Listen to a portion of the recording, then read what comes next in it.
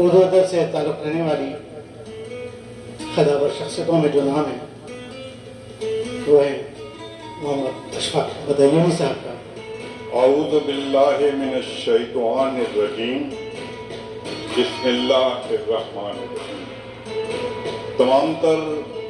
حمد و ثنا اس خدائے بزرگ و برتر کے نام کہ جس نے ہمیں خلق کیا اور جس کے قبضہ قدرت میں میری جان اور مال ہے اور جس کی جانب ہمیں لوٹ کر جانا ہے۔ اس کے بعد تمام تر درود و سلام اس ذات مقدسہ پر کہ جن پر میرے ماں باپ بھی قربان اور جن پر اللہ اور اس کے ملائکہ بھی درود و سلام بھیجتے ہیں۔ حاضرین محترم، آپ کی سماعتوں تک رسائی چاہتے ہوئے محمد اشفاق کی آواز سلامت کرتی ہے، اور اسی کان کے ساتھ کہ یہ دل ٹوٹا ہوا سا ہے شکستہ ساز رکھتا ہوں، مگر ان تک پہنچ جاتی ہے وہ آواز رکھتا ہوں۔ حاضرین محترم، ایک ایسی کتاب جس کے متعلق لکھی گئی ہے اس سے اور کتاب کے سر ورق سے واقف ہے۔ مجھے ابھی کتاب کے مطالعے کا موقع نہیں ملا، لیکن مجھے معلوم ہے کہ جس حوالے سے اور جس شخصیت کے حوالے سے یہ کتاب لکھی گئی ہے وہ ایک چمکتا ہوا درخشاں مہتاب ہے، اور مہتاب سے محبت اس طرح لوگ کرتے ہیں کہ جب آپ کسی مہتاب سے اپنے دل میں جگہ بناتے ہیں تو آپ کہتے ہیں کہ مجھے مہتاب ہی چاہیے۔ عبید اللہ علیم نے کہا تھا کہ ایسا ضدی تھا میرا عشق، نہ پہلا پھر بھی لوگ سچ مچ کئی مہتاب اٹھا۔ مہتاب قدر نے جدہ میں ایک ایسے نشیب و فراز میں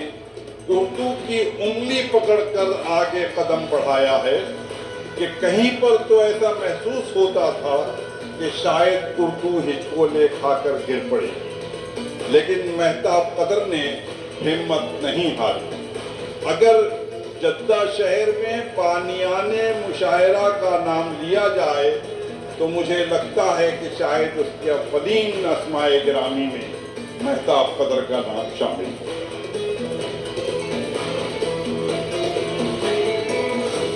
یہ 50 سال اور 70-75 سال کی جو حدیں مقرر کی گئی ہیں، یہ اپنی خدمات کو ظاہر کرنے کے لیے یہ ایک گولڈن جوبلی تقریب ہے۔ آسان کام نہیں ہے کہ صرف ایک زبان کی خاطر جس میں اپنی ذات کہیں پر شامل نہیں ہے، جس میں اپنی نمود و نمائش کہیں پر شامل نہیں ہے، صرف اور صرف زبان کی خاطر اس شخص نے اپنے آپ کو، اپنے ذات کو اور اپنی تمام تخلیقی صلاحیتوں کو اس طرح مرتکز کر دیا اردو زبان کی ترقی کے لیے کہ چاہے وہ حلقہ ارباب ذوق ہو یا اردو گلبن ہو، نام کچھ بھی رکھ دو، یہ اردو کی خدمت کرنے والا یہ شخص تنہا نظر آئے گا۔ میں جانتا ہوں کہ مہتاب قدر نے بہت ناگفتہ بے حالات میں بھی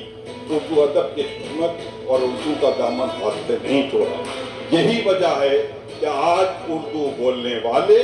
وہ بدلہ چکا رہے ہیں، آج مہتاب قدر کا گولڈن جوبلی جشن منا کر۔ میں چاہوں گا،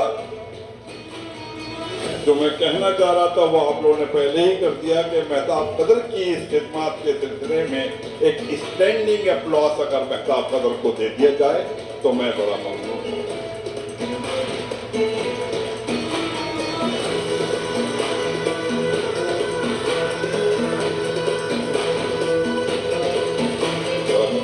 اور یہ بتا دوں کہ یہ سب کچھ اگر کر لیں آپ، اس کے باوجود